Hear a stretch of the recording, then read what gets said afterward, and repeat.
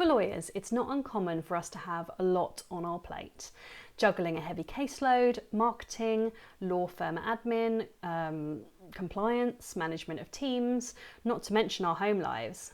It's so easy to get overwhelmed with responsibilities, and for a lawyer, burnout can be the end result.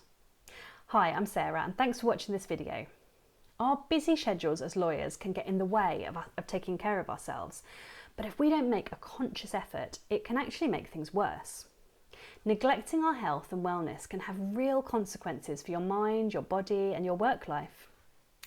Having said that, self-care for busy people can take a bit of creativity. Here are some of my favourite ideas. Number 1, seek help.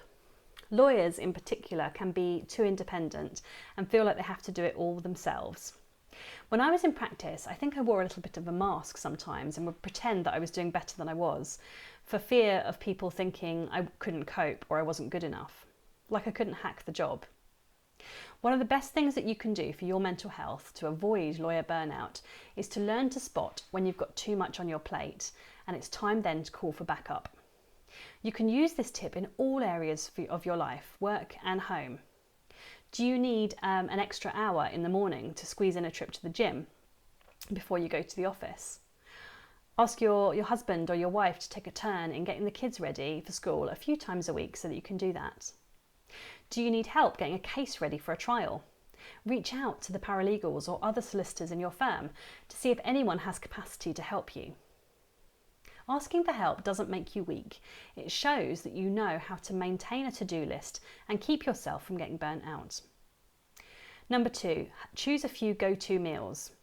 One of the fundamental basics of self-care is to eat well and pay attention to your nutritional needs.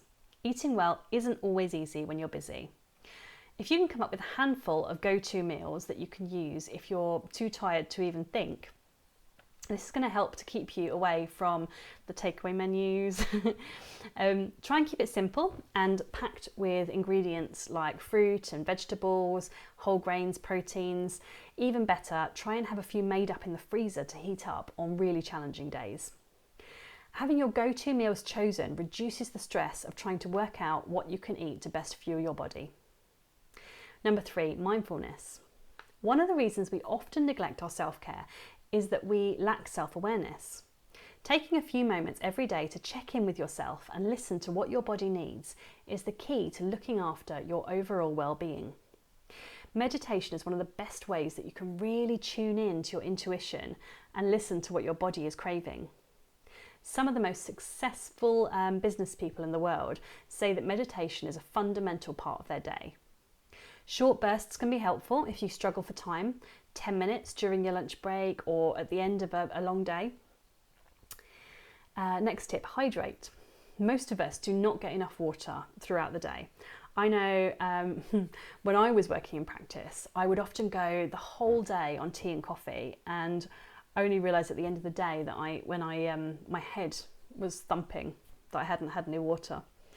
Dehydration can really impact our decision-making abilities and our cognitive functioning, as well as leading to a lot of medical complications. Keep a bottle of water on your desk and try to sip it regularly throughout the day.